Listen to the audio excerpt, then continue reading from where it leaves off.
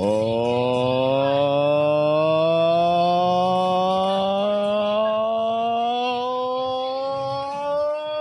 to the Press Show, the number one rated pregame, intermission, and postgame show this side of the Mississippi, south of the Arctic Circle, north of the equator, and west of Nigeria.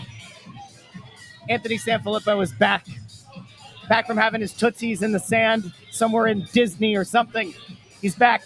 Bundy will be joining us later on in pregame with his keys to the game and predictions. Of course, man on the ones and twos, intern Andrew, who will be providing you tonight with the stat of the night in the first intermission, trivia time in the second intermission, and a lot of hilarity along the way. Tonight, your Philadelphia Flyers take on Carter Hart. Oh, wait, he's not playing. The Golden Knights. Not only is Carter Hart not playing tonight, he's also a mute. Anthony, Carter Hart not made available to the media. We talked about this coming into this game. I saw no scenario where Carter Hart was going to play. We saw him play Tuesday night. Said, all right, he's out Thursday. We heard from the coach today. Oh, he wants to play every game, but this is a team decision. Cool. So he's not playing. Usually backup goalie, not playing, made available to the media.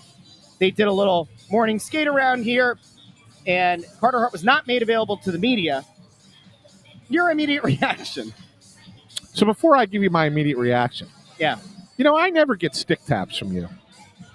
You want stick taps? I mean, let's think of it this way.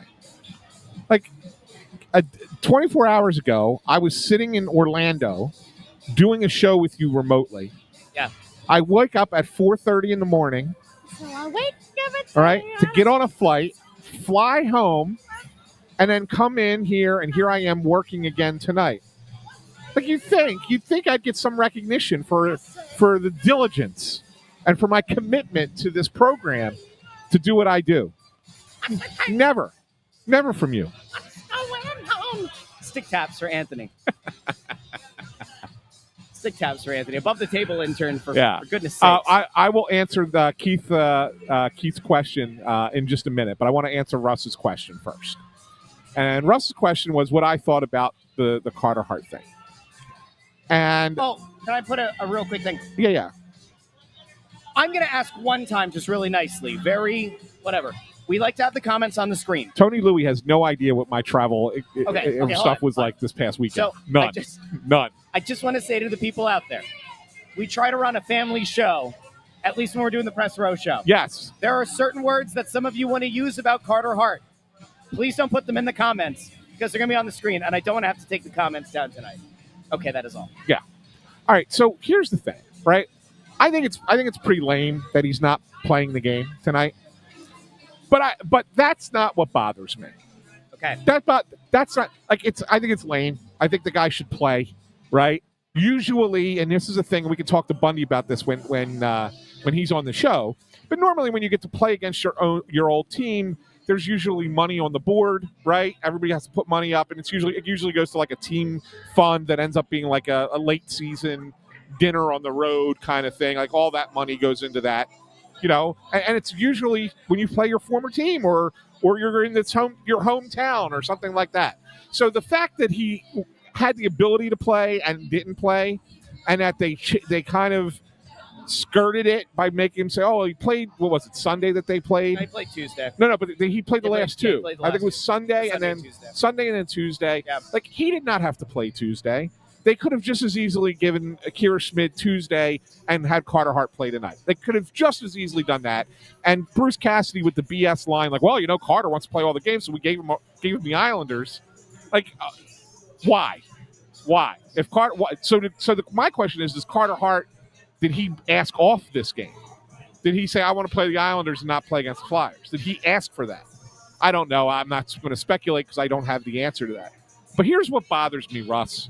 Yeah. And here's where I think it's a joke, okay?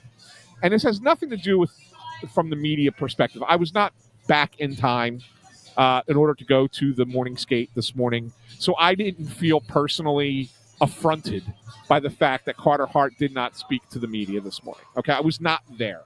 But here's why it's bad. It's bad because the Flyers, at least some people in the Flyers, wanted to bring Carter Hart back. There was internal debate. Some people were no, some people were yes. But there was enough yes that they were going to try to bring Carter Hart back. Carter Hart, through his agency, contacted the Flyers, I guess it was in September, whenever it was that they finally said that these guys can return to the NHL, and said, no, we want to go play somewhere else. Okay, that's his prerogative as a free agent. We'll get into why he was a free agent, because that the Flyers kind of got screwed there. It's not their fault, okay? Just so everybody knows, we'll get into that in a minute. Hold on, I want to pause for a second. What is that for? That's a siren. So,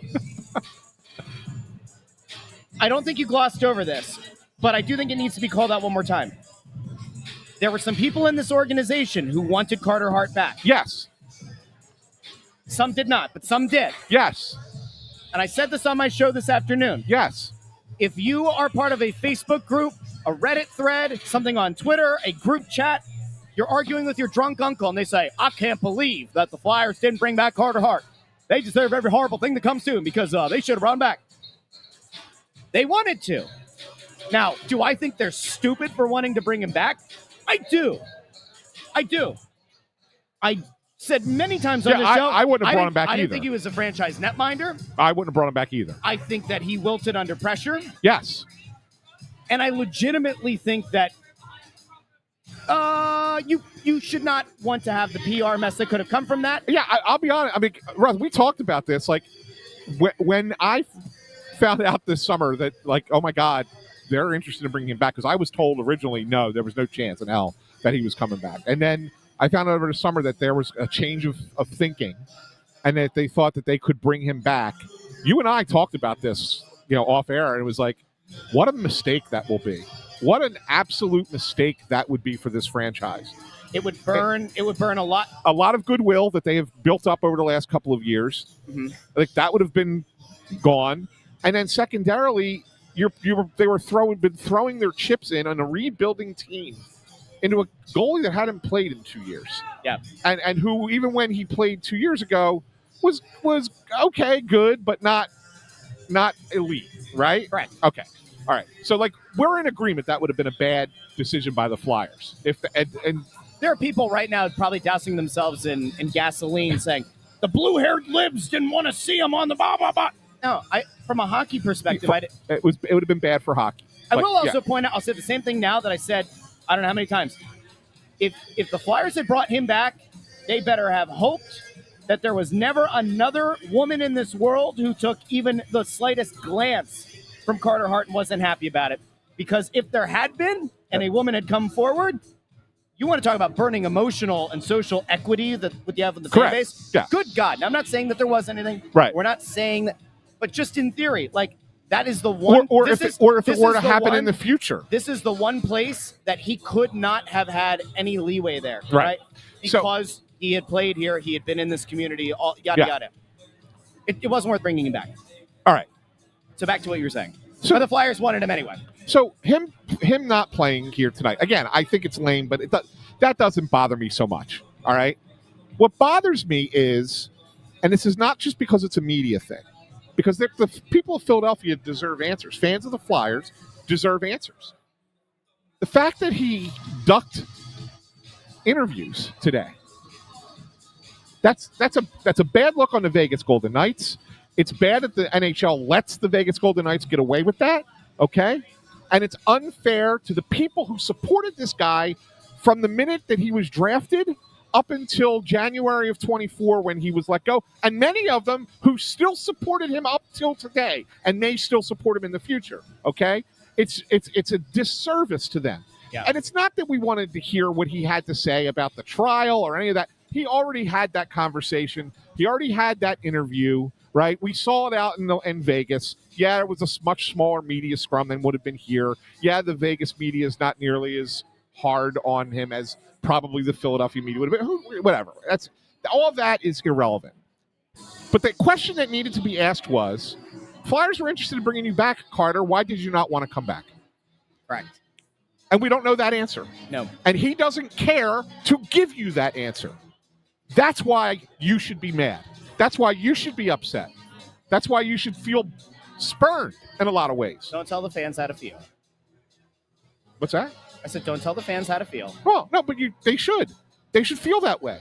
They should feel that way because that's what was lost today. An explanation to Philadelphia about why he's not here now, why he chose not to be here. Some might say he didn't want to answer because he's a... I don't know, but I wouldn't say that, but somebody might. Somebody might, yeah. Here's the thing. It is so... He could have played... This is where, like, I think he got that... I think along the way, he's gotten some really bad advice. Tonight is one of those times where, like, he could have tried to spin the media narrative in his favor and said, you know what? Listen. He could have... This response, because multiple people are putting it in. Hold on. Multiple people are putting it in there. He could have just said... He could have said today, I really enjoyed my time in Philadelphia. I appreciate the support of the fans.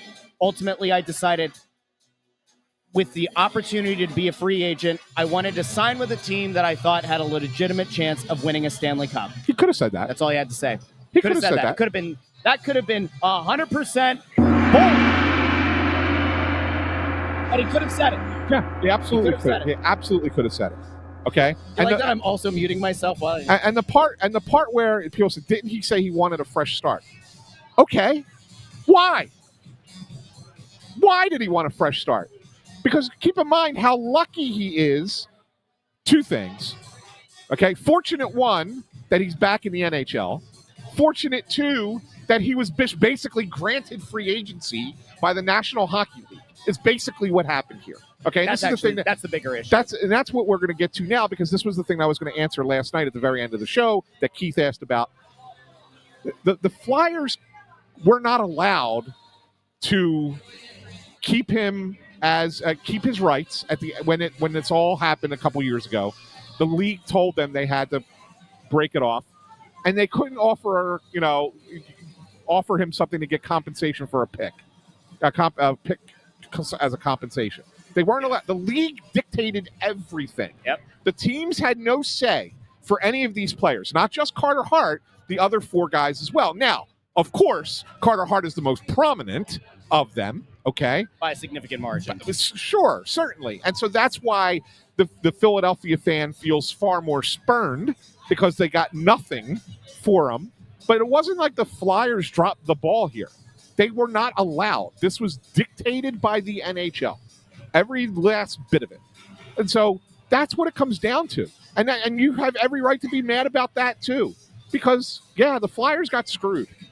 The Flyers got screwed in that regard. The fact, because he's back playing in the NHL and he became a free agent before he was allowed to become a free agent, and you got no compensation for that, and it was dictated by the league, the Flyers got screwed. I think that's actually the biggest issue of the whole thing is they should have been compensated with something. And the fact that they weren't, and he got to, trying to find the appropriate words for this. He had to step away from the National Hockey League for something that brought a lot of very negative notoriety to the National Hockey League, and then was essentially given a gift of free agency. And the team that had him under contract ends up getting penalized, despite the fact that what he was accused of did not happen when he was a member of the Philadelphia Flyers. Yeah. Make that make sense. Yeah, there needed to be an asset given to all the teams, in all honesty. I mean, I'm not just saying the Flyers. Like, the Devils had two players. Granted, they were not top-tier players, but they should have gotten something. They lost two players from their roster. The Calgary Flames lost a player. Like, those teams should have gotten something too. If you wanted to say, well, it's hard to determine what's the value, but make it based off of whatever their contracts were, right? There should have been something. There should have been. Each team should have gotten something, and they didn't. They didn't get anything.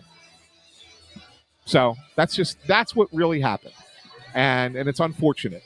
So yeah, I could have cared less. I'm sure there would have been some media here, and I didn't need to hear the answers to these questions because I saw the interview in Las Vegas. I'm sure some people would have asked him about what it was like going through that trial and being stuck in his hometown and everything. Back up. What was this?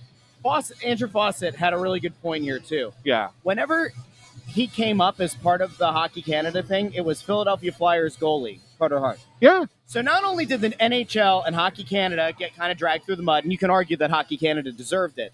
Oh, they absolutely deserved it. The Flyers also had their collective name organization dragged through the mud as well. And they got nothing. Not a single thing. Yeah. No, that's right. So anyway, that's my beef today. That's my complaint. Like, take 5 minutes, and it's all it would have needed is 5 minutes. Like, take 5 minutes, answer 5 questions, 6 questions, and go about your day. Be done. That's a bad look. It's a bad look for the league, for the Vegas Golden Knights, for Carter Hart. It's a bad look for everybody. It's not good. I think maybe their hope is that by not making him available, they know that a lot of media aren't going to complain. They know that there's a good chunk of fans who are going to still believe whatever they believed before. Are they not going to make him available? And they're hoping that they're just going to sweep it under the rug. So are they expecting that nobody from Philadelphia is going to be in Las Vegas in January when the Flyers play out there to ask to talk to him then? Maybe he'll have a lower body injury. I don't know. And it's possible, and that would look even worse. Or an upper body injury, right? Or just a body injury. Who knows? Anyway, enough with that guy. For those who are wondering, does he have 2 wins this season? He does. He also comes to town sporting an .889 save percentage. Now, again, he hasn't played in a year and a half. Yeah. So, like, it's going to take time. He's been a better. I think he's been better to start than many would have expected him to be. I would also argue that he's kind of been carried a bit here. And he's on a really good team. He's on a really good team. So we'll see. I'm ready to move off of the. Yeah, it's whatever. It's done. Yeah, it's done. It's next. Next question. All right, let's reset. So Flyers are taking on the Golden Knights. They are not taking. Oh, I actually do have a question. Yeah. What do you think the reception's going to be? I think it'll be mixed. Because I do think there are a lot of fans who still love the guy. I think it's going to be 70-30 positive. Yeah. I do. It's going to be close. I think it's closer to 50-50. I think it's going to be 70-30. Here's the question. How are they going to, because they're not going to announce his name if he's a backup goalie. I think you'll get. Are they going to pan in on him? No, I don't even think you. I think that the game presentation people are going to go out of their way to avoid him on the screen. But I think you're going to get fans who see him either in the warm-ups or maybe at some point during the game just start chanting something to him or whatever. Like, there's going to be some element of that, and then it'll be a reaction of some fans versus other fans. It's going to be fans versus fans. Has nothing to do with him on the ice because obviously he's not playing. It's going to be sitting on the bench. So, do you think that there's going to be a chant similar to the "bleep you cutter" chant? I don't know if it gets that. I don't think it does either. I don't think it gets that hot, that testy. Okay. Yeah, I don't think it goes that far. We'll see. Tribute video? No. God, no. Okay. No. What was the question that you were asked at the end of the show yesterday? It was about the about why the Flyers didn't get anything back, right? That was the correct. That was what Joe Papella asked that question. So let's get into the game itself. Yeah. Okay. Flyers take on the Golden Knights tonight. Flyers have had an up and down stretch this homestand. The Colorado game that happened over the weekend was a little bit iffy. Certainly should have probably gotten a game-tying goal in the third period, gotten a point out of that Colorado game at the worst. I don't know why it's somebody says no video, but I don't. I still see it, so I'm not sure. All right, we'll look into this. I don't know where are we at here. Mike Butts says no video. Oh, no video. Oh, okay. No video tribute, not no video on the stream. Yeah, gotcha. Okay, anyway. I was confused for a second. I'm like, did we get cut out? Did somebody touch the camera? Oh, yeah, somebody in the organization was unhappy with something we said, so they killed the feed. Yeah. So anyway, disappointing they didn't get a point against Colorado. They did bounce back against San Jose. They did an incredible job of shutting down Mac and Celebrini. Yep. This Vegas team is a pretty damn well-rounded team, and they're going to be one that's going to be tough to face tonight. Yeah. What's your initial read on tonight's game? And by the way, Darth Vladar is in net tonight. And if you want to support the best goalie in 2 decades with the Philadelphia Flyers, you can go over to shop.snowthegoalie.com. Go pick up a Darth Vladar shirt for you. Again, that's shop.snowthegoalie.com. Anthony, what's your read on tonight's game? I I'm not certain where Vegas is as a defensive team. Obviously, the Flyers have had some success the last couple of games playing the Dvorak, Zegras, and Konechny line against the top lines of the other team, which Rick Tocchet has the advantage of doing that at home. So I would expect that he will try to get them out on the ice as often as possible against Jack Eichel. I think that's probably what he will look to do. Vegas is a good team. I mean, I know that ultimately they've lost more games than they've won. They've played 29 games. They've only won 14, but they have 9 losses in overtime and shootout. 9 in overtime and shootout. It's only middle of December. But I think that there's going to be something here for the Flyers. I think that the Flyers realize that these 3 games, tonight against Vegas and Saturday against Carolina and Sunday against Carolina, the home and home with the Hurricanes, I think that they know that they've got to get 4 points out of these 3 games in some capacity, right? You would hate, and I know they did this on that road trip when they went to Tampa and to Florida and whatever. They lost the first game of that road trip, and we were like, oh, they need to get at least 4 points out of this road trip, and they lost the first game. So they put themselves behind the 8 ball, but then they went ahead and won 3 straight, right? Yep. So I think that when you look at these 3 games, you say, all right, we got to get 2 wins. Let's not fall behind the 8 ball again and have the first one be a loss and then have to win on back-to-back nights against the same team. I think they're going to come out with a little bit of energy tonight and a little bit of intent, kind of like they did in the first period against the Sharks, right? Yeah. Where they had a lot of shots and limited San Jose's chances, right? They absolutely jumped the Sharks. I mean, like, we have not seen. I didn't actually mean to do that, but look at that. That's why they pay me the big bucks. Not that period that they had against the Sharks, the other night, was very uncharacteristic. I mean, they outshot the Sharks by a significant margin, put a lot of pucks on net. It was an impressive start to the game. If they come out like that tonight, it probably puts them in a good spot. It gives them a good chance. I mean, I think it's critical tonight. I'm sure when Bundy gets over here, he'll give us the keys to the game. But really, the big thing the Flyers have to do is make sure that they don't fall behind. They've had too many games this season where they've had to come from behind. And I don't think you're going to be able to do that against a team that's as talented as Vegas. Yeah, I think Vegas does give up some goals, though. That's the one thing. Greg Mack should be our T-shirt designer, by the way. Who's your Vladdy? Who's your Vladdy? Okay, maybe. Yeah. I honestly think this game, whatever I bet you the over/under's 5.5. If I had to guess, I haven't seen it. Maybe somebody in the comments knows what the line is. If it's 5.5, I'll take the over tonight. I think there's going to be some goals scored in this game. I'll take a gander real quick. It's been a bit since I've looked. Oh yeah. It is 5.5. 5.5. Wow, look at that. Yeah. Anthony SanFilippo, guess the lines. Yeah. And I think Vegas is probably a decent favorite tonight too. Vegas is -162. Flyers are +136. Yeah. You went to DraftKings, didn't you? No, ESPN. Do they even have a betting house anymore? The Score Bet. They do. Oh, okay. The Score Bet. Yeah. All right. Yeah. I you know what? I think that look, I don't gamble, but if you're a betting person, I'd put a few bucks on the Flyers tonight. We're going to say shekels. Yeah, we're not. I'm going to say shekels. A few bucks. A few coins. Put a little green on the Flyers tonight. Flyers in the over. If you want a little parlay. Same game parlay. What has happened to this show? This guy knows gambling.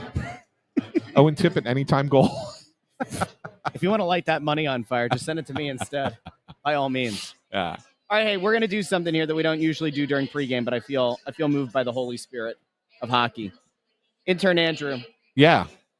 How are you doing tonight? Good. How are you doing? No, it's a night.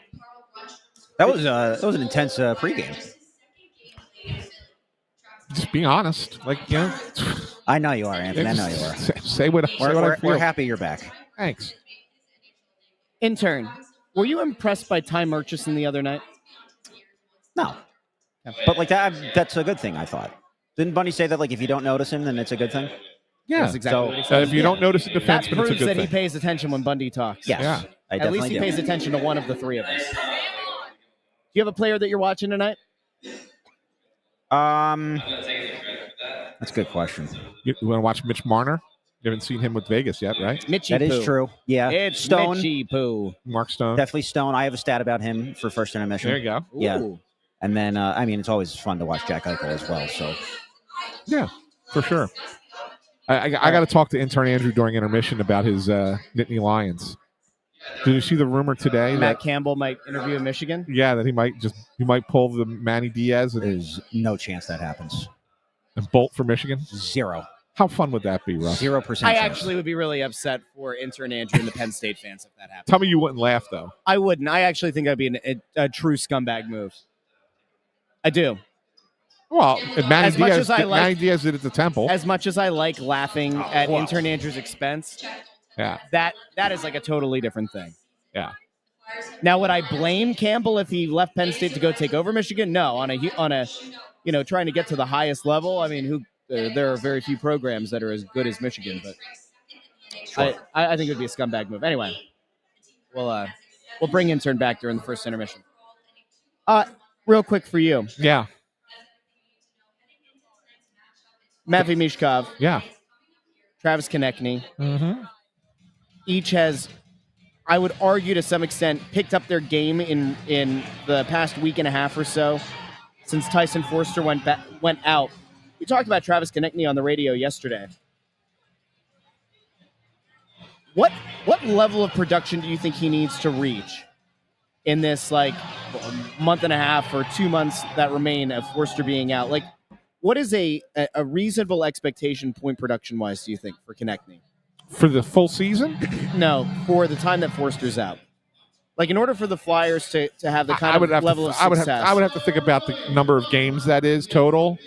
I mean, if it's let's say over the next 10 to 15 games, what's an acceptable amount of goals and assists or points overall that you think Konechny would have to get to in order, if he gets to this point in total, the Flyers are above 500. If you say 15 games and he gets 12 points, that's good. Okay.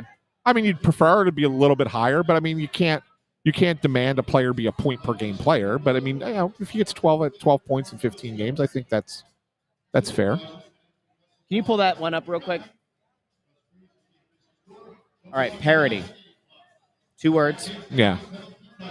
Parody is spelled like that. It's like a joke, right? It's a funny version of something, right? A parody of a serious thing would be like what SNL does. Yeah. Parody, which people like to talk about in the league, Parity. Are you ripping Eric Berkey for not being able to spell? I'm putting it out there because I see people put parody the other way. You know what's another one?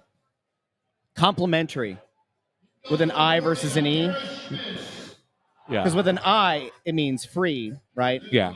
But with an E, it goes along with something else. I'm actually looking to vamp because I'm waiting to see what the fan reaction is because the Golden Knights are getting announced right now. But they're not announcing everybody. They're only announcing the starters. I know, but I want to see when they come to the ice. What's the reaction? I'm surprised that we didn't hear anything when they skated pregame. Nothing. We heard nothing. But the building was there wasn't a lot of people inside during the warm up. So it's always a later arriving crowd. Traffic tonight was buns. For you, it was buns. I didn't have a problem getting here. Well, it should be like an hour 10 drive. Usually on the way in was an hour 45. Well, I think that's all. That's all crap out your way, not down here. Oh no, it was. It was the blue route. The blue route is what screwed me. Okay. It had nothing to do with the traffic up where I am. Yeah. As if I'm coming from the Poconos. Took me 25 minutes. Nova Scotia. Yeah. All right. Konechny's played better of late. One of the guys that's turning a lot of heads and I think is making believers out of original doubters is Emil Andre. Andre was played a lot better, yeah. He was a guy who early in the season, remember, got sent back down to the Phantoms. And there were the comments out there about how he admitted he was pissed off and he knew that he had to go down to the Phantoms and really kind of earn his spot back here. He, to me, looks like a guy, even when Risto comes back, somebody's going to have to come out of the lineup. I think he's done enough to solidify himself a job on this team. Do you agree? Do you disagree? Yeah, no, for now, for sure. He's played really well. And again, this is what I talked about this on the show last night. When you're developing young players, you have to do some really hard self-assessment, right? And you have to determine what a guy needs before he's ready to stay in the NHL. Sometimes a guy needs a chance just to get just to see what it feels like, and then you send him back down. Sometimes a guy comes up, you give him a little bit longer run, and you see, okay, can he handle this, or does the rigors of an NHL season get to him, and you got to send him back down? Whatever the case might be, like everybody's different.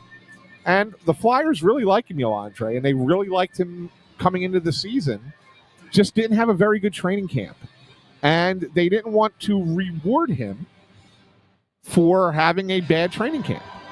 Came up, played a couple of good games, and then they sent him back down. And again, it was the same thing. They wanted him to want to be here to show he belonged and not want to go back down. And I think since he's come back, he has shown that, and he has shown that he stays. Whereas those games when he first came back up, he was just like, a couple good games, but a couple other things were not the greatest. It was like, and then he went back down. And that's what pissed him off. And they wanted him to be mad. And Talk even saying, he's like, I'm glad he got mad. That's good, because it changed the way he approached the game. And he's been a much better player since. He's had a couple of, not great games. I mean, he's not been perfect, but he's been pretty good. And playing on the blue line. And that's what the Flyers were hoping for. So sometimes, and every player is different. How players develop is different. Every guy. And so that's, you're never going to get every one of them right, but you try to get as many of them right as you can as far as when it's time to come up or when it's time to stay up, for that matter, right? Yep. I thought Bundy was going to be over here with his keys to the game by now. This is very, very odd for him. Yeah, they ran long on the radio, huh? You know what we could do? We could do our predictions. Yeah. And then when he comes over, he can do his key. Oh, there he is. I see him. There's his stud. What soft light through yonder window breaks? It is the east. And Bundy is the sun. Number 6 in your program. Number 1 in the hearts of the Snow the Goalie and Press Row audience. Standing in at 6 feet 5 inches tall. Weighing in at 185 pounds. 185. He is tall. He is svelte. He is Chris Bundy Therien. He was just giving you a wrestling introduction, Bundy. I said you were 6'5", 185. 6'5", 185. Oh, jeez. I want to put another 80 or 90 pounds when was the last time you were 185? I was 14. Hey, Bundy, do you have your keys to the game? We're going to do predictions. I figured we're at that time of the game where it probably makes sense to go out that way. Keys to the game tonight. Number 1, forecheck. The Flyers did a great job against the Sharks, establishing a solid forecheck. More of the same will be required against a Vegas team that can move the puck with efficiency and precision. Getting pucks in effectively with purpose will help the Flyers turn pucks over and play in the Vegas zone. Number 2, Vegas puck control offense against the Flyers' structured defensive system. Vegas is a skilled team that loves to hang on to the puck and make plays. Guys like Jack Eichel and Mitch Marner spearhead the night's offensive attack. The Flyers must have proper Z-zone coverage and keep things to the perimeter to limit the Vegas attack to the middle of the ice. Lastly, transition game. The Golden Knights are one of the NHL's biggest and heaviest teams, especially on the blue line. It's hard to outgrind Vegas if it's a game. If the game becomes a contest of muscle. However, if an opponent can attack with pace, especially in transition, Vegas is a lot more vulnerable against the rush chances against a speed team. All right, time for predictions. Intern Andrew, we'll start with you. I'll take the Golden Knights 4-2. Wow! All right, Russell? I think the Flyers stick it to the Golden Knights tonight. I think Dan Vladar shows you why no one gives an absolute, never-ending Carter Hart, and Dan Vladar goes out. Group season number 1. Flyers win tonight, 4-3. That's my score, Russell. I have the Flyers 4-3. I think this is a game that's going to go past the 60-minute mark. Both of these teams play a lot of overtime games. Let's get some OT. Vegas has 9 overtime losses already. No. I got the Flyers 4-3, and I think it's going beyond 60 minutes tonight. Tried to find a trend earlier. I saw something. I think that Vegas was 9-0 after losing their previous game in overtime. How's that for your stat of the night? That's wild. So that being said, I'm going with the Flyers tonight. 4-3 in overtime. Wow, three of us with the same score. Wow. Yeah. All right. And then intern Andrew off going rogue. He's just trying to make up the points, even though he's in first. Yeah. Maybe he's trying to give us a little bit of leeway, trying to let us back in. All right, hey, we'll be back. First intermission, second intermission, post game here on the Press Row Show. If you didn't know this, we did an episode of Snow the Goalie Radio at Chickies and Pete's yesterday. You can go find that wherever you get your podcasts as well as on YouTube. If you want to mute the game, we'll listen to that. Not a bad idea. We will be back first intermission, second intermission, post game here on the Press Row Show. Do us a favor, like the video, share the video, subscribe. Talk to each and every one of you very, very soon, very shortly. Where's the outro? We gotta go. The tape machines are rolling.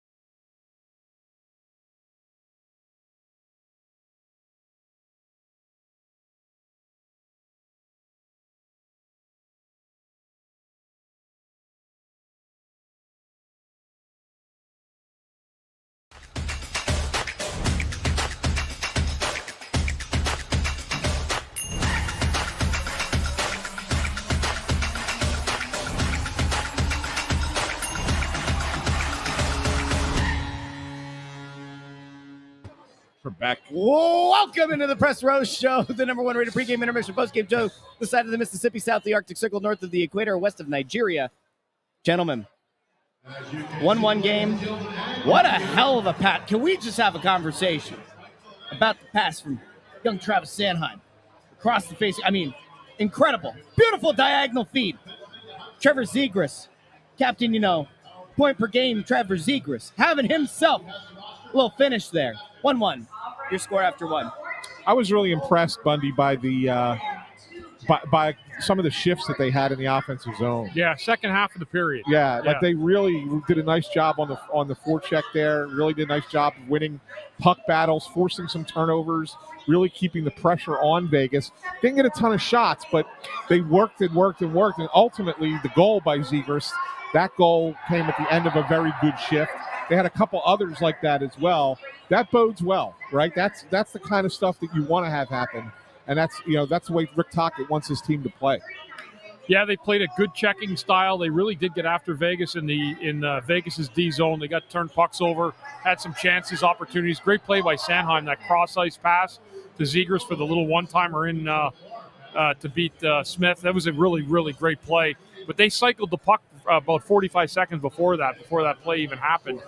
And they really are. I mean, Vegas is a big defense, and they're taking advantage of them, really exposing them a little bit for their size and their lack of foot speed in the D zone. There's an interesting stat about the Flyers, and it was from a couple games ago, so I don't have the updated exact stat. This will not affect intern Andrew's stat of the game, I promise. Okay.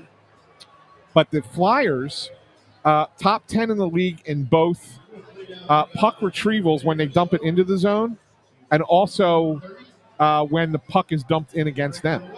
Yeah. Top 10 in the league in both categories. Yeah, that's a big stat, right? Yeah, that's a big stat. That was intern stat of the night. No, made you look. No, it was not. So anyway, I just can't believe the Penn State coach is going to Michigan now. No, he's not. Well, I guess that's the best time to bring him on. Intern Andrew is here. Intern, on a scale of 1 to 10, how nervous are you that Penn State could lose their coach to Michigan? 0. He's not going to Michigan. He's not. Well, it's the better job. He wouldn't. I don't think he would have left Iowa State if it wasn't Penn State, though. If the Michigan job had come available, correct. And they had called Matt Campbell and said, "Hey, fella, you want to come take over this disaster?" He said that he wanted to be closer to his family, which is why he wanted to go to Penn State, because his family's from Ohio. Both his family and his wife's family's from Ohio. It's not that far. How far is Michigan from Ohio? It's not that far. Okay, just checking. But do we need to pull up a U.S. map for the intern? That's all right. He's not going to Michigan. It's totally fine. This sounds like when you're interested in a lady, right? And you're hopeful, right? Maybe you've been friends a little bit. You're trying to get a date, and then you hear that she maybe is going on a date with somebody else, and you go, "Oh no, that wouldn't happen." That's what it sounds like. That's what it sounds like. I don't think he would do that. What's our stat of the night, pal? So the Flyers are 7-3 in their last 10 games. So if you go to every other team in the league's record in their last 10, only the Capitals and Stars have a better, more wins, I should say, in their last 10. They both have 8, and Colorado's the only other team that has at least 7. They're 7-1-2 of their last 10. So that Flyers stretch of 10 games, 13 different players have a goal, 18 different players have at least 1 point. And then for Vegas, I teased the Mark Stone stat. So he played the first 6 games for the Golden Knights this year and then had a wrist injury that kept him out for about a month. Came back a couple weeks ago, played in the Golden Knights' last 7 games. So in total, he's played in 13 games for Vegas this year. He has at least a point in all 13 games. Wow.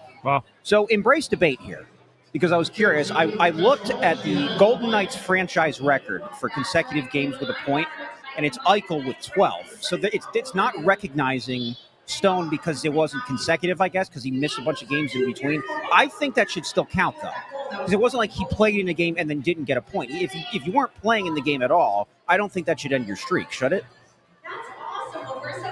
It doesn't in baseball. Right. That was my thought. Right. So it doesn't. Right now, it's only recognizing him as currently on a 7-game point streak, because that's when he came back from the injury. But he hasn't had a game this season that he doesn't have a point. You make a good point. I mean, but that's the NHL for you. I have no other answer for that other than they're bass backwards sometimes. I guess so. Yeah.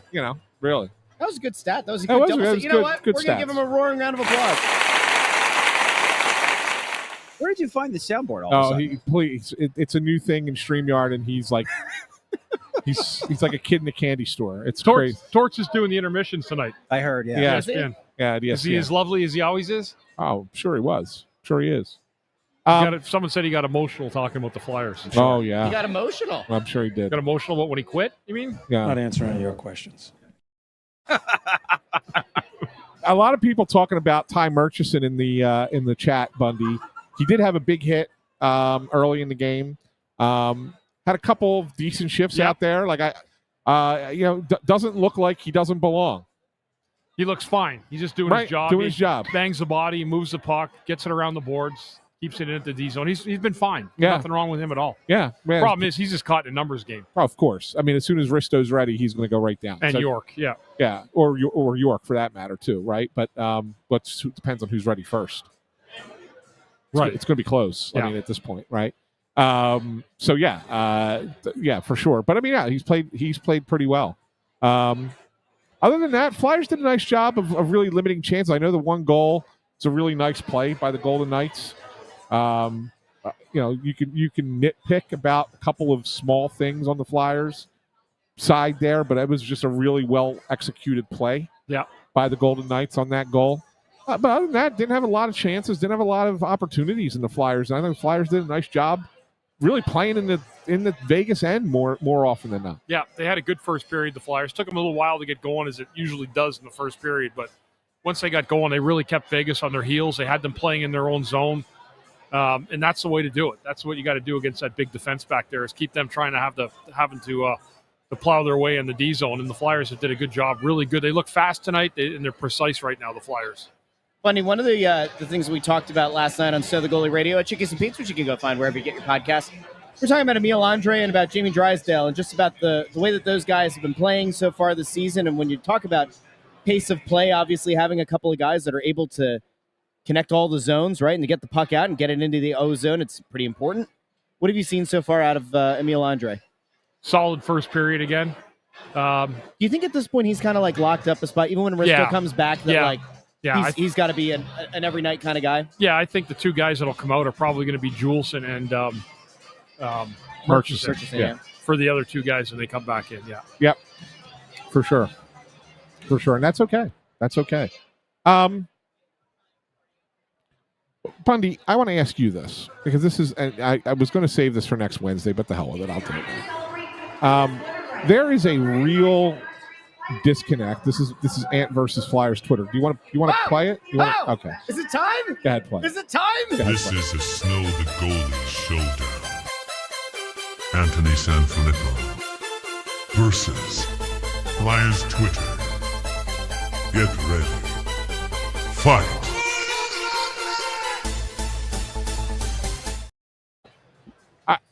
So the Flyers, Yeah, that's pretty. That's it is still- great. I love that's it. okay. It's so good. Nice job. The Flyers, Rick Tocchet basically put Matvei Michkov on the left wing several weeks ago now, right? Ever since he got moved to left wing, he's scoring more. Right. It's been more productive. Now, he's not been great. It's not like all of a sudden he's unlocked something here with Michkov, and now he's breaking out. He's going to be a 35-goal scorer all of a sudden. It's not that. But he's certainly been more productive on the left side than he was on the right side, right? No doubt. Yeah. Okay. Flyers Twitter thinks that Rick Tocchet is stunting Matvei Michkov by playing him on the left because he's more comfortable on his off wing on the right-hand side. Can you remind me why we care about Flyers Twitter at all? Like, I don't care what any of these people have to say. Nothing. Like, it doesn't matter. I played the game for a long time. I've watched thousands of games myself. Why do I care what Flyers Twitter has to say about the development of any player? I love it, Bundy. I love it. I love that you have the juice that I have tonight because they're nuts, right? Michkov has played better on the left side. You cannot deny it watching him play. And I think that there's a little bit of a anything that involves Michkov, everybody gets in an uproar. Just relax, people. Just relax. They're figuring it out. They're trying to manage through a season that he was behind in, right? They're already talking about how things are going to be different for him next offseason. These conversations are happening now in December for stuff that's going to happen in June, July, and August of 2026, okay? They're already discussing that. Let them figure out what's best for him, and he's been better in that regard. This doesn't mean he will never go back to the right wing, right? But right now, the way he's skating, he's a better player for the team and helps the team win, and he's more productive playing on the left. I wonder wing. if that's why he's playing with Coots, too, because Coots isn't a fleet of feet. Right. And neither is Mishkov. Like, I'm not convinced his skating's ever going to get any better. Mishkov's. I mean, usually your skating is what it is, and there's not a whole lot you can do after a certain age to improve your skating. Right. Either you're born with great skating ability or you're not. But I find like he's been up with the play a little bit more. Like I think that they've made good plays. But I don't know how you're trying to get 18 or 19 minutes out of the kid. I just don't see that happening with this team. Not the way they're playing. No, I think that they're doing right by him right now. Because I if agree. he was back on the right side, he'd look really bad with as behind as he is in his skating. Like he would look really bad on that side. Just really would. Again, doesn't say that he's never going to go back there. Could be back on the right side next season, maybe even later this season if he dries up on the left side. But right now, he's playing really better on the left side, like much better than he was on the right. So why change it? Why argue that it's stunning him? It's not. It's been productive. So that's Ant versus Flyers Twitter. Can you do the one above it? The Air Raiders one? Amadeo already refuted that. Yeah, Air Raiders said, can you look down at the next period and see what the security situation is around the Vegas bench? ESPN reported that both teams agreed to there's no increased security. There's not. No. The hell's it? There's no increased security. No. Who said that? ESPN. Well, this guy says ESPN said it. Well, I don't think Air Raiders would lie to us. Well, he may not. Maybe You they never did know. say You something, can't- but you can't I have not seen. assume, Anthony. I have not seen an elevated security situation. No, here tonight. I've never heard of it. I haven't heard of it today coming in. Well, we had it today. What was it? Remember when we had the police up here? Was last year. Yeah, but that was for something. Was that? I forget what that was. Was that Cutter? No, it was the Gauthier game. It was the Cutter the Ducks. Gauthier game. There were police up here. Yeah. Real yeah, outside. remember they told us that? Yeah. But we weren't supposed to say anything? At the time. Yeah, Yeah. we weren't allowed to say it at the time, right? Yeah. No, I did not see an elevated presence for tonight. I've yet to see anybody say, like, remember I said pregame? Apparently Emily Kaplan reported it on ESPN. Well, that's great. Let me report something. It's like Dickie Dunn from Slapshot. If he said it, it must be true. You just compared Emily Kaplan to Dickie Dunn. Dickie Dunn. Dickie Dunn, that's right.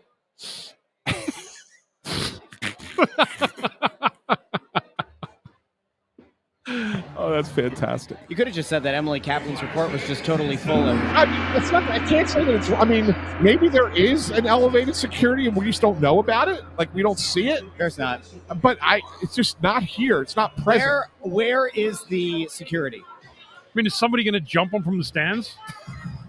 Yeah, I mean, is somebody going to tackle him? Is somebody going to throw something over the glass and try to whack him? What are you going to do? You're going to have another 2 security guards standing in the hallway right there? Like, give me a break.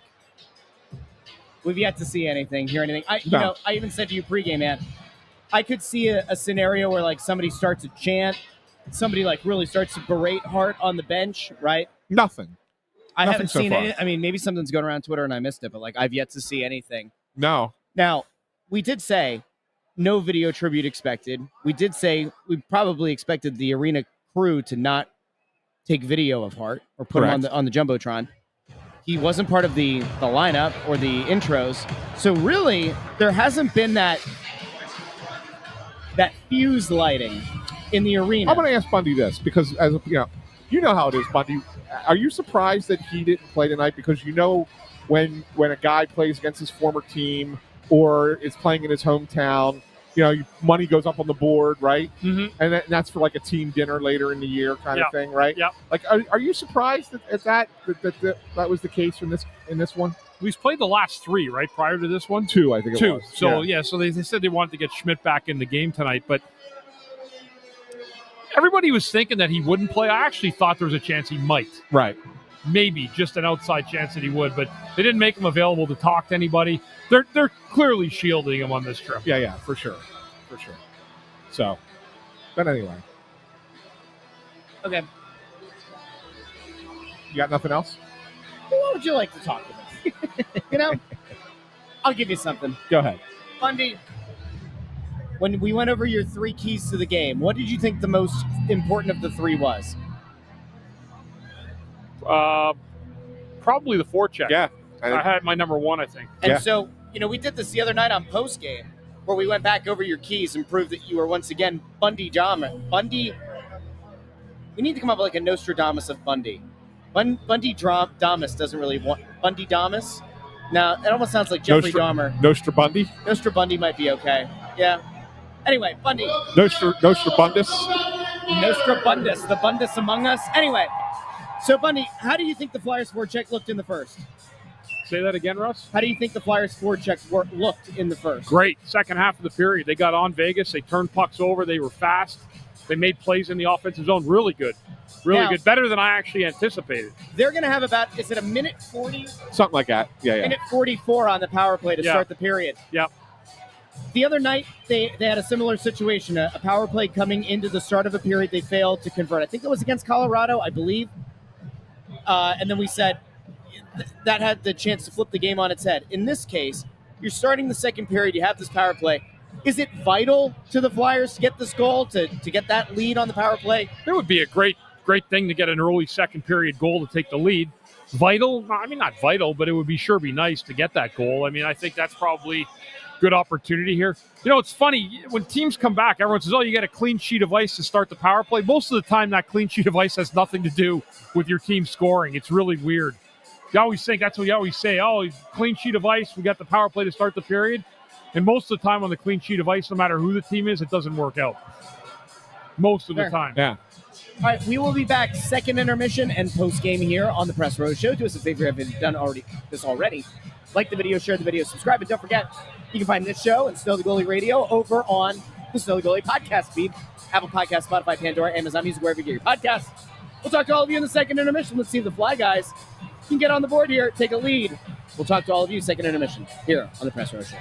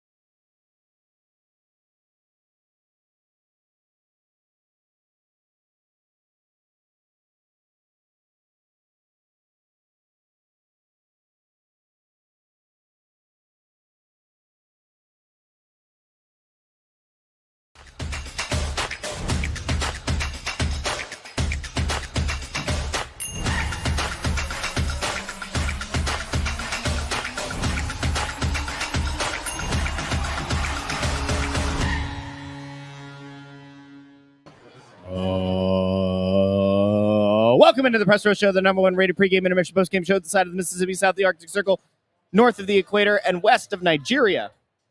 Well, gents, came into the period tied up, ended the second period tied up.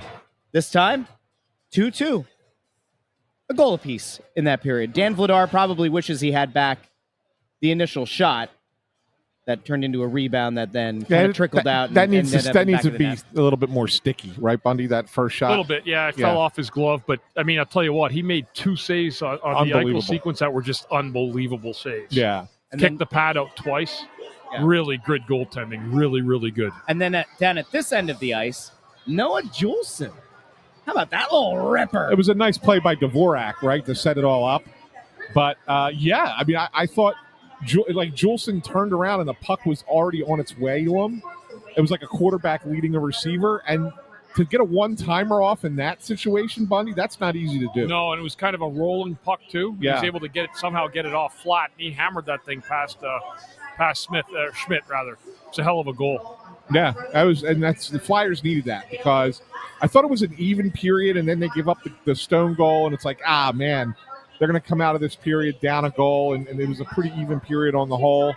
And then so to get that goal there, I think that was a big moment for the Flyers to go into the third period tied at 2. Shots on goal are tied again too at 14 apiece. Yeah, so 9 each that period. Yeah, 9 each. So a little bit more action that period at the net than the first period, but really it's been a very evenly played game so far between these two teams.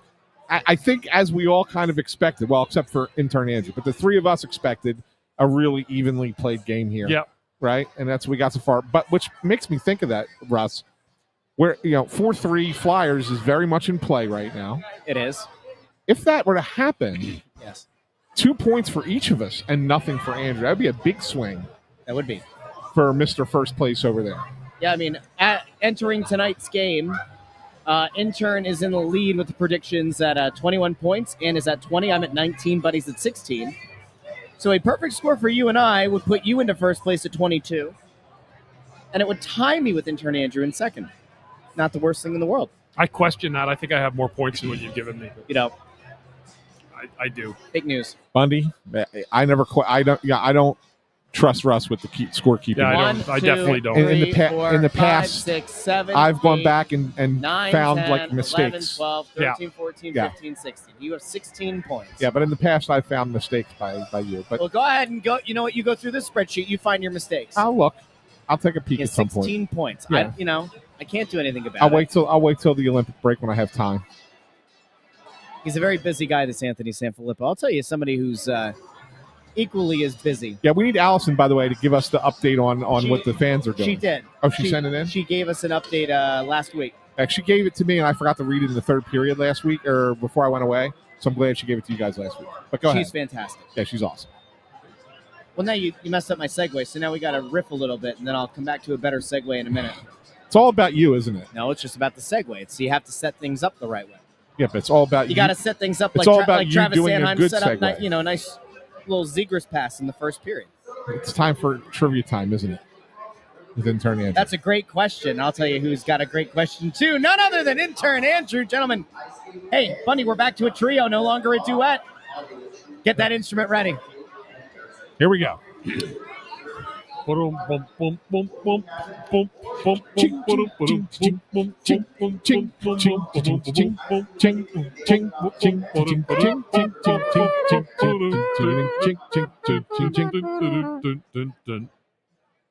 Intern Andrew.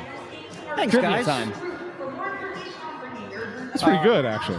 That was really good. Maybe your best yet. Yes, I agree. Yeah, it was. It was very good. Like it was like a real three-piece orchestra there because Bundy started it. I joined, then Russ. I dropped out. Russ dropped out, and Bundy closed it up. It was a nice little. It was well done. Nice flow there. Thing of beauty. It was well Thing done. of beauty. Yeah. Stick taps for our playing. Good job, guys. Yeah. My mom liked it. There you go. Thanks, Deirdre. Just one clapping emoji, I bet though. she did. All right, intern. Okay, so in April of 2017, the hockey gods were smiling down upon this franchise as if from out of nowhere, awarding the Flyers the number 2 overall picks in the 2017 draft, where they selected Flyers legend Nolan Patrick. Played just over 200 games here in Philadelphia. Ultimately, not exactly who we wanted him to be. A lot of concussion issues in his history. Career ended a little bit shorter than I think we all would have expected. Played the last 25 games of his career with the Vegas Golden Knights. Yeah. Didn't play a whole lot there. However, he did not go directly from Philadelphia to Vegas. In between, he was traded to the Predators in exchange for even bigger Flyers legend, Ryan Ellis. So who was the other Flyer that went with Patrick to the Predators?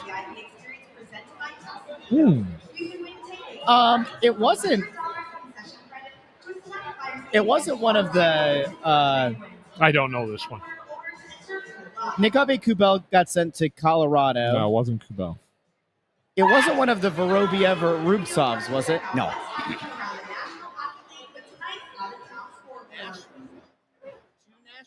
Yes. I'm trying to think of the Flyers. Defenseman or forward? Defenseman. It wasn't Mark Friedman. He went to the Penguins. Pittsburgh. You know what? Who's the guy in Toronto now? Yeah, Phil Myers. Phil Myers. that is correct. Philippe Myers, that's right. Yeah, you know what? Because I remember he was in Nashville. I remember he went there for a short stint. Yeah. That's right. Yeah. Good call, Bundy. Up and down in the AHL and NHL. Yeah. Back and forth his whole He's career. such a weird I think he's on the story. Marlies now. Is he with? He was up with Toronto when he played here that night.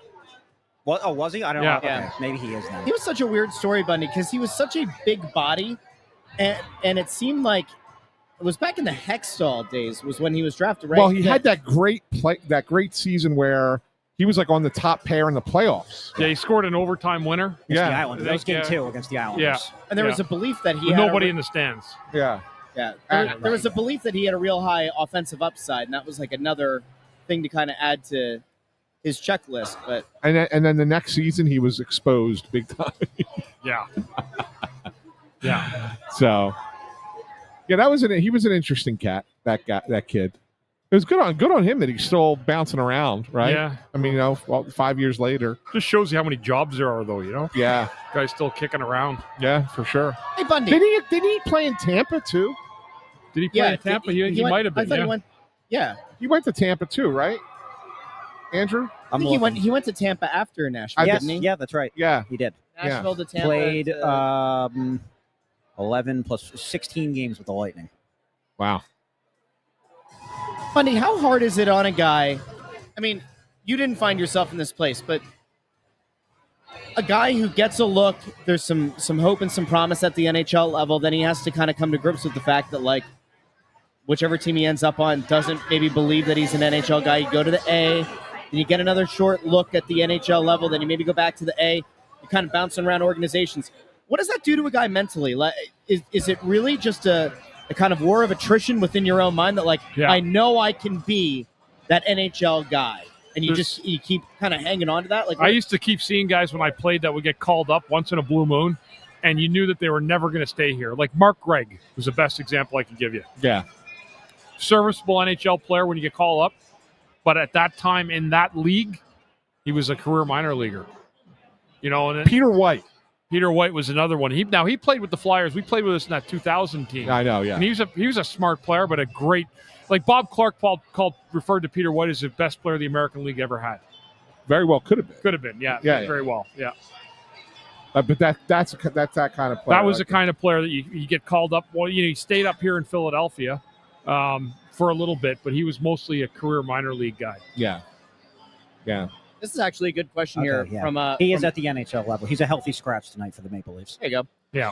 Rob Dog 881 asks, how many former Flyers have made their way to Vegas? Hart, Pierre-Edouard Bellemare. I looked it up and today. Nolan It's Patrick. 8. It's 8. Yes. Really? Yes. You have the list? I can get it. I know one off the top of my head because I thought maybe if you got Phil Myers too quickly, I had a backup question prepared. Okay. Well, what do you want to use that to? If you want it, that he could was be a fun. 6th round pick by the Flyers in 2016. Played college hockey in the Big Ten when I was at Penn State, so I saw him in person. And what is the question? He was a Flyers player that went to the Golden Knights. Oh, okay. So he was on the United States World Junior team that won in 2017, but he was mostly with the Phantoms. I think he only played like 30 games here and played 8 games with Vegas last year, scored 1 goal. He's on the Golden Knights AHL team right now. And he was a 6th round pick in Yes. 2016? In the meantime, go see if you can find that list. 6th round pick.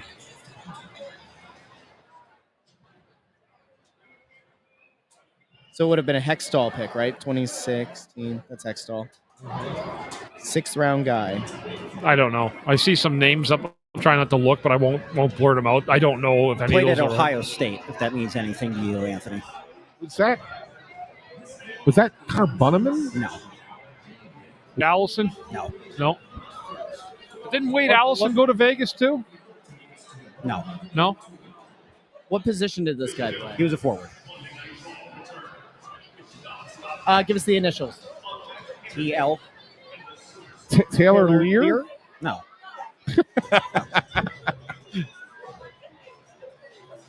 TL. Let's see if someone. Yeah, a couple guys have gotten in the chat. Oh, I see it. I'm not looking. I'm not looking anymore. No, I haven't peeked at all. That's a. I don't know if you get that. Big pull, deep pull. No.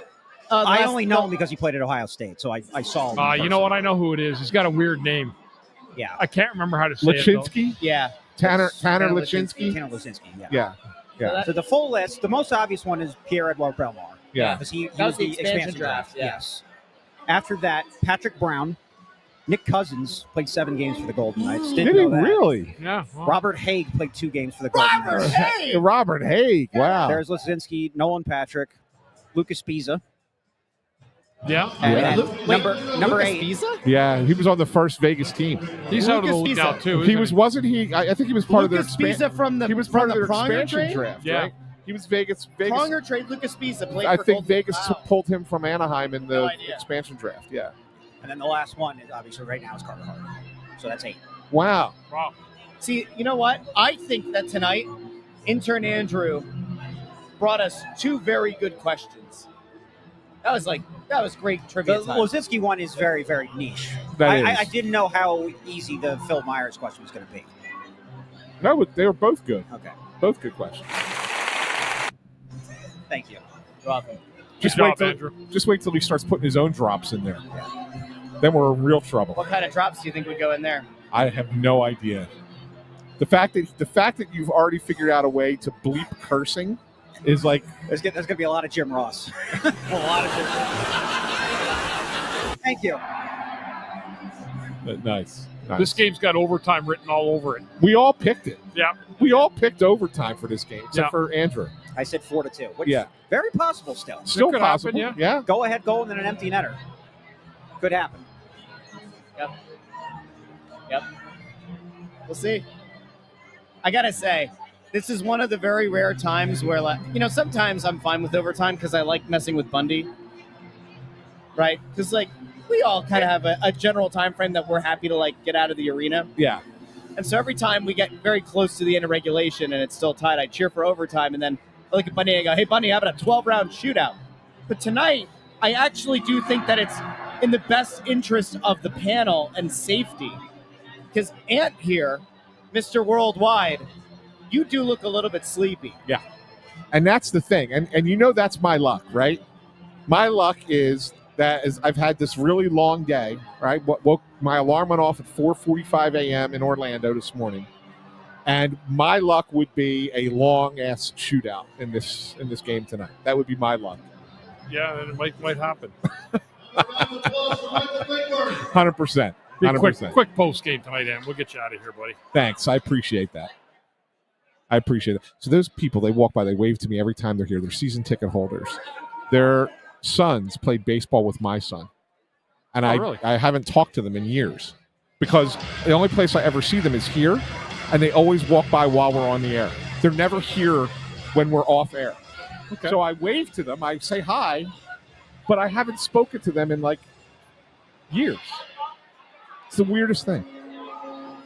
Interesting. Right? I mean, that's I can imagine that, right? People but you haven't spoken to, but you see them frequently, and it's just a wave.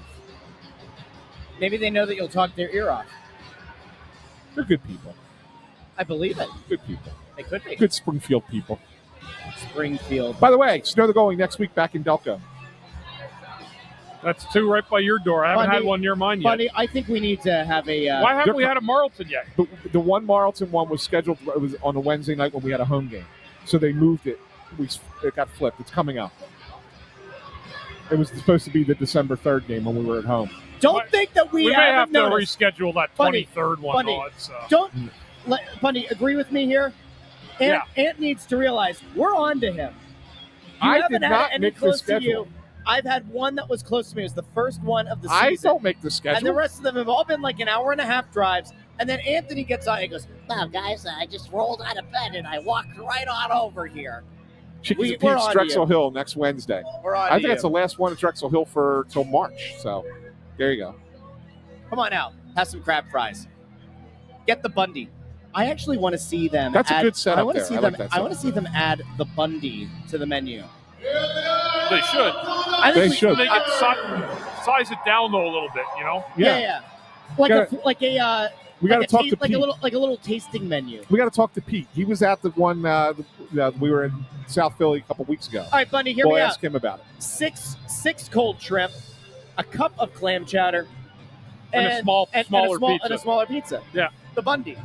There you go. That's easy. We got to pitch it to somebody. But Pete always likes to have some kind of like crab name attached to it. So we call it the Krabby Bundy. Yeah, the Krabby Bundy. I like it. All right, you know what else I like? Some good hockey. And gents, we've gotten 40 minutes of pretty darn good hockey, all things considered. Yeah. Looking forward to another 25 plus and a 12-round shootout. We'll be back post-game, whenever that is. End of regulation, end of overtime, end of a shootout. Your guess is as good as ours. We'll be back here on the Press Row Show. Do us a favor, like the video, share the video, and subscribe. And we will talk to each and every one of you when this game is over.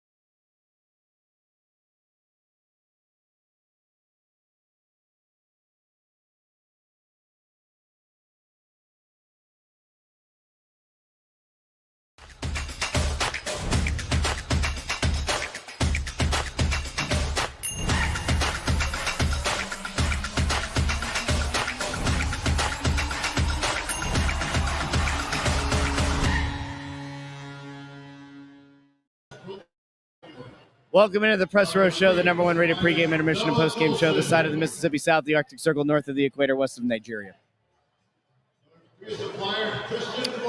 What the hell was Travis Konechny doing? Yeah, that's overhandling the puck, trying to do too much with it in a situation where you have a lot of space on the ice, and you got to space it out with the players. You can't try to beat a guy one-on-one in that situation. I got to be honest with you, that play by Eichel at the end was just unbelievable. What a pass that was. That's crazy. Even better, Bundy, before the pass is creating just a little bit of space for himself. Little time, He made a little move to kind of shake the defenseman and gives himself the space to make that pass to Mark Stone for the goal. It was a hell of a play by Eichel. You can't turn the puck over there. You just can't. I mean, 3-on-3 overtime is all about possession. It's all it is. It's lacrosse. It's all about possession. And so you can't really take chances in 3-on-3. You can literally hang on to the puck, 3 guys. Yeah. If you use the whole ice, you could actually never give it away if you wanted Correct. in 3-on-3. Correct. Without taking a chance on the goal. Right. And so like it's all about possession and not about trying to make something happen. And so that's where the mistake is there, and that's where it comes back and it burns you. The overtime, I don't think did Mishkov even have a shift in the overtime? I don't think he did. He did. Which is what and everybody's going to go nuts now because no TK accountability. Mishkov gets benched. That's why this coach sucks. All right, yeah, we all hear you. Good, great. Stupid. Beyond stupid, but that's beside the point. It is stupid that Matvei Mishkov didn't see the icing overtime. You're right. They were saving him for the shootout. He would have been in the shootout. There's no question he would have been in the shootout. For sure. Tough loss. That's a tough loss. If you can't skate, you can't play 3-on-3. Sorry. It's true. I mean, there's no other way to put it. It's you got to have your best skaters on the ice in 3-on-3. Yeah, it's just it. And look, your best skaters may make mistakes, and that happened tonight. Happened. Can't have that mistake. But I don't. In the hierarchy of mistakes, like that was a pretty freaking bad mistake. No, it wasn't. Konechny going for a little skate. No. In the hierarchy of mistakes, it's not that high. Why? Because you played a team from the Western Conference, right? I'm talking about the play in the moment. Well, no, but he goes out for a skate in his own end. Okay. I wouldn't say he's the most gifted stick handler. Who's that? Konechny. It was a bad play. A bad play. But let's not overblow it. Is what I'm trying to say. It's like a boneheaded play. It was unfortunate to say the least. Yeah. No, it was a bad play. I'm not absolving him. But I think it's like what it's hyperbolic to say it was this awful worst thing you've ever seen kind of thing.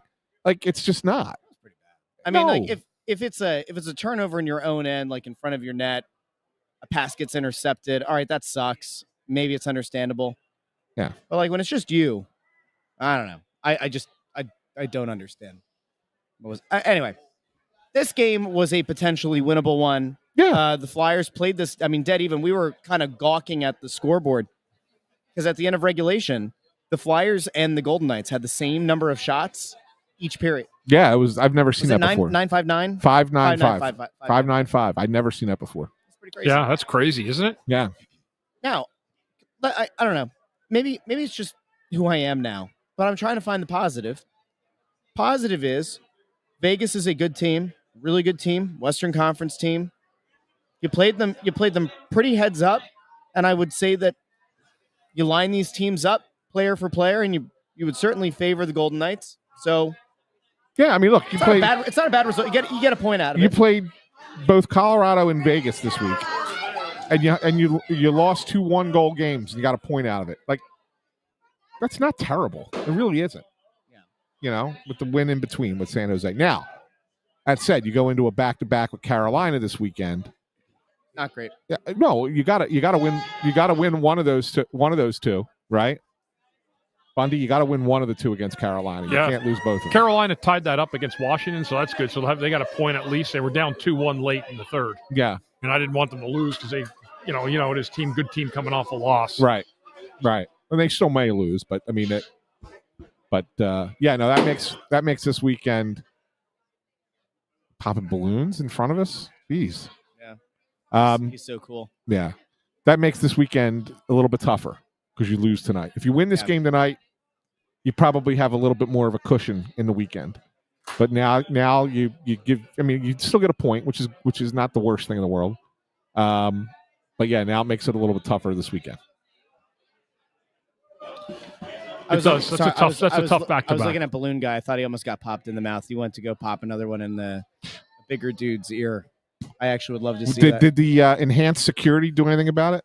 Yeah, this Emily Kaplan report about there being enhanced security. Oh, Dickie Dunn? Look, I don't know. I didn't see the report, so I can't. I'm not going to. A bunch of people sent. I'm not going to criticize the specific report or the specific reporter, having not seen exactly word for word what the report was. But I checked in, and tonight was normal NHL security, normal for an NHL game. There was no additional security tonight, so I don't know where that report came from. Pulled out of thin air. Out of thin air. That's what I was going to say. Well, the thing that bothers me about it, right, is because it's just like fitting into the stupid narrative. Yes, it's a national game. Fans once again couldn't. Couldn't handle the fact that there was a former player in town. So this place is the same place that booed Santa Claus. It's a national game. This place booed Santa Claus. They threw batteries at JD Drew. Yeah, it's a national game, and they're trying to make Philadelphia look bad on another person for no reason. Like nothing happened. No, there wasn't. Nothing was going to happen. But I'm saying there was no. When I say nothing happened, there was not even a. There were no chants. There was no boo. There was nothing. This actually did kind of play in the favor of what Vegas, I think, was hoping to get out of not making Hart available to the media. They essentially came in here and ran a covert op, right? Hart didn't have to talk to anybody. There's no sound clips to take advantage of. Just hold on. There are no sound clips to run with. He's not going to be available after this game. They're going to be out of town, and it's gone. And that's it. The fans didn't do a thing. There was no bleep you card. I wonder if there's no real booing, nothing. I wonder if that report came out of the Vegas side. About the enhanced security? Yeah. Who knows? It's crazy. Stupid. Anyway. It doesn't add up. It doesn't make a lot of sense. That's all. I'll tell you what, guys. That's the kind of report that stays with a team, stays with a city.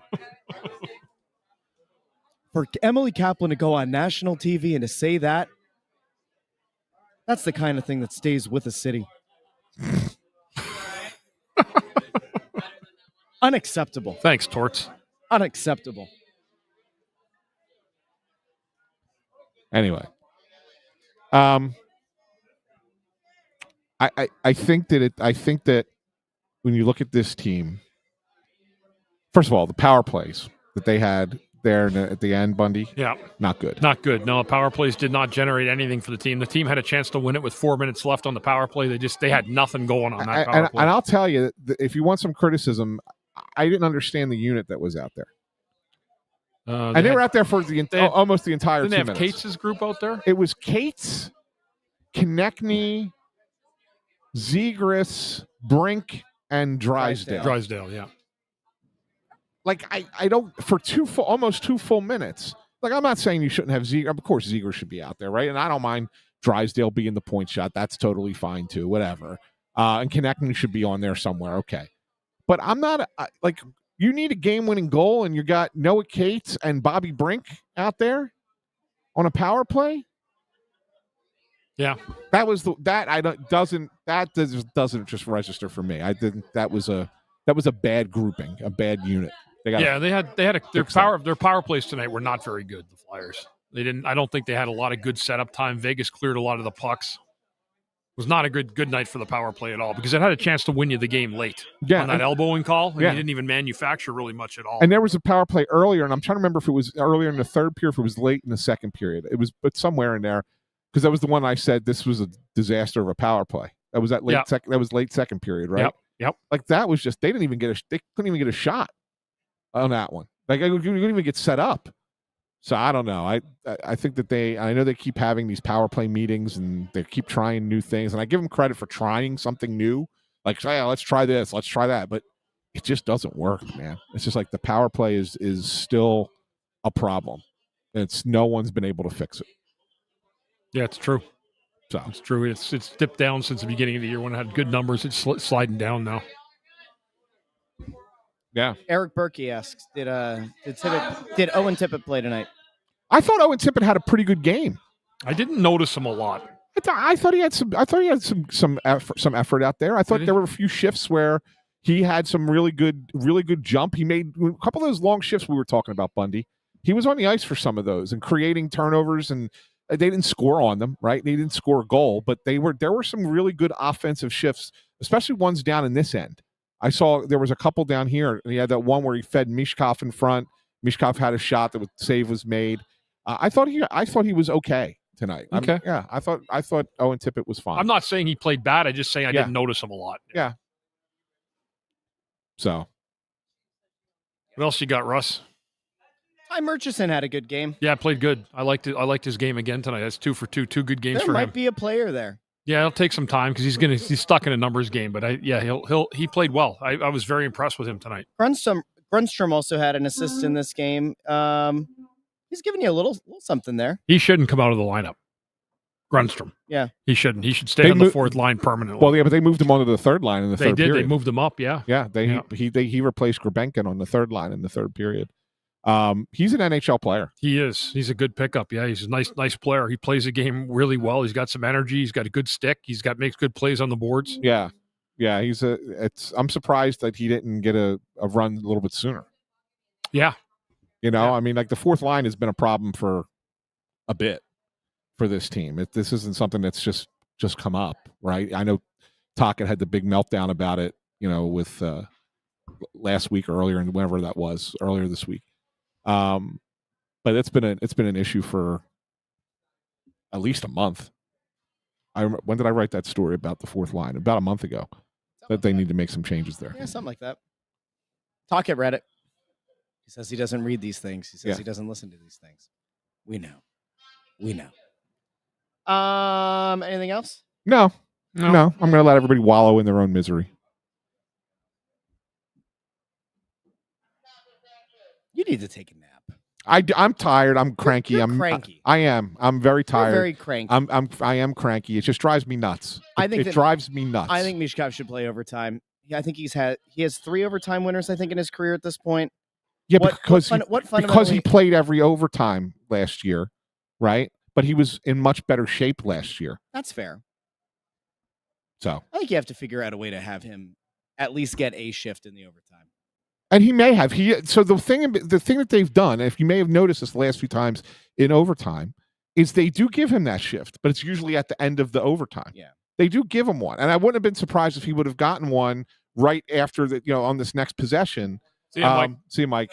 I wouldn't have been surprised if he got out there at the end of it, at the end there. They usually give him one shift in overtime. Strategically, it's not the worst thing in the world. I guess I understand trying to mitigate his scale. The whole season is about mitigating that, Russ, for him. But this is one of those times where you go, all right, did you leave it all on the table? Do you leave it all on the ice? And it's like, all right, well, one of your very best players who can't skate, but one of your very best players didn't see the ice in the overtime. It's a little bit frustrating. Yeah.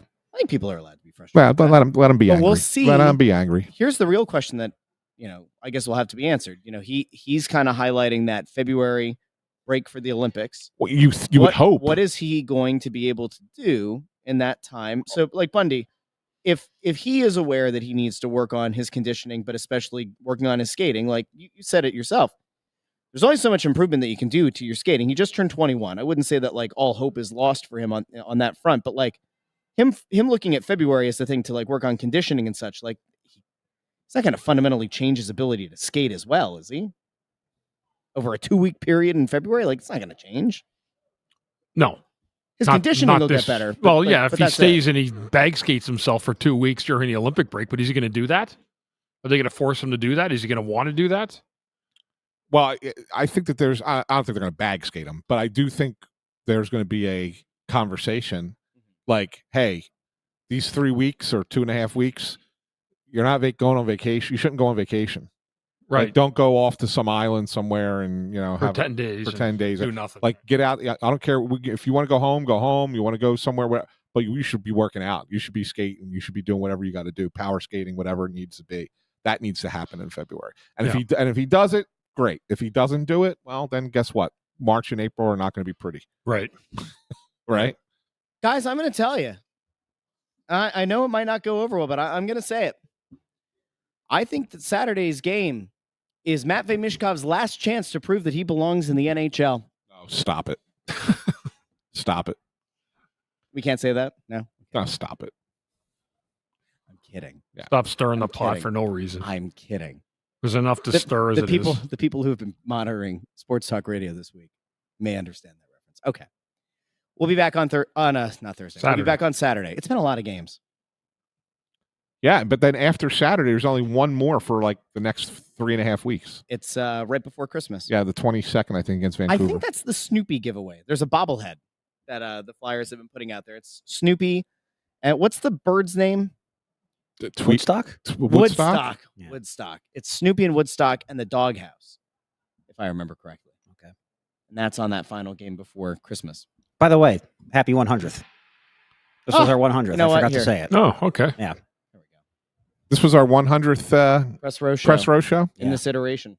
In this iteration, In this era, at least, yeah. How many Press Row shows do you think you and I used to do in like actual Press Row? Well, we did, 2 years of them? Before the Was it 2 or was it 3? That's $600 in bridge tolls. It's the truth. How about that? It's the truth, Bundy. Yeah, it is. It's the truth. It is for you. Bundy, do I? I did. By the way, What? I made that mistake in Florida. So I had a rental car down there, and they asked me at the rental car counter. You They want said, one of those passes, right? do you want to? I'm like, what do I need it for? I'm going from one hotel to the other. Like I'm not going anywhere. So what do I need it for? Except I had no idea that every freaking highway down there is a toll road. Yeah, what do they call it? A sunshine pass? Sunshine Pass, I think, or Sun Pass. Yeah, and so like I had to do toll by plate for the entirety. Every time I got on the highway back and forth between those hotels, I'm going to get a bill from the rental car company. That's like some ridiculous bill because I didn't get the stupid Sun Pass. There was a question, by the way, in the comments. Intern Andrew, does he dress as an elf for the final game? Yes, it's a tradition. Do you have the elf costume still? I still have it, yeah. It's a tradition. He's got to do it. Yeah. Okay. Yeah. Can you imagine like the people who turn the show on for the first time, like that night? They've never watched Press Row show before, and they see you dressed as an elf. They may not never turn it back on again. That silly podcast. Yeah, pretty much. That's what they're all going to call it. What kind of clown show is this? That's right. Yeah, with a poem. You're going to have the poem ready, right?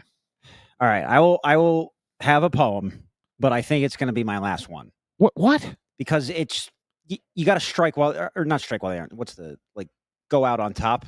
My poem last year kind of fell flat, so I'll go. I don't think it fell flat. We just never replayed it because Russ is lazy getting your edits up. No, but even I'll admit it wasn't as funny. I only have so much comedic. Well, you know what? No, but here it is, Andrew, and I'll tell you why the first one was funnier.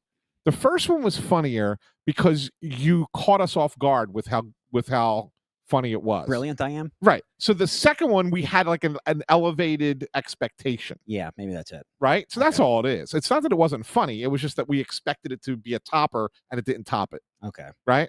Well, I will go. So we'll lower our bar this year. I will go balls to the wall for this poem, and then after that, I think it's I have to find a new bit. There's only so many poems, I think. So I'll go out on top with this one. This is Stan Hilferty. Welcome to Snow the Goalie. You're in for a treat. That's I think every time from now until the end of time, that's going to be the one to deflect anytime we get into hot water. If he does anything stupid, if he says anything offensive. Phil E. Fan is really upset with you, man.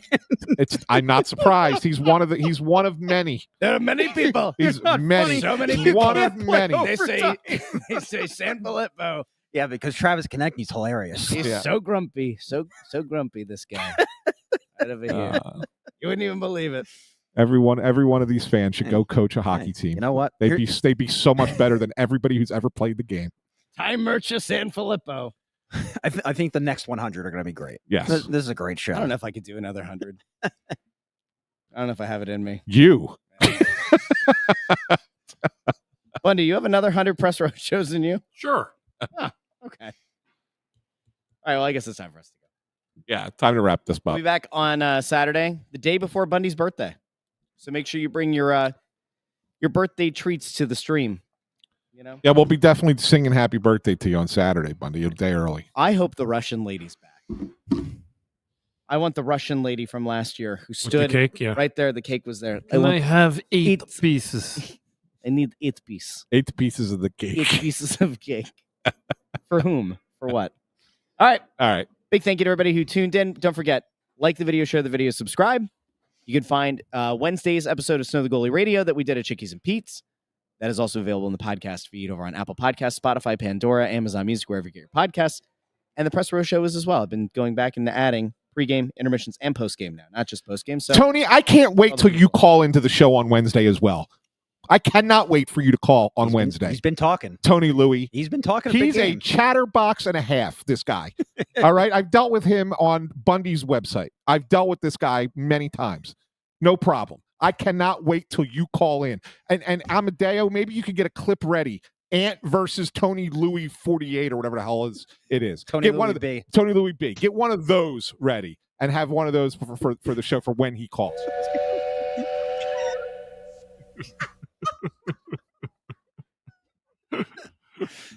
Oh, that's so good. I don't actually know what this one sounds like. Hold on.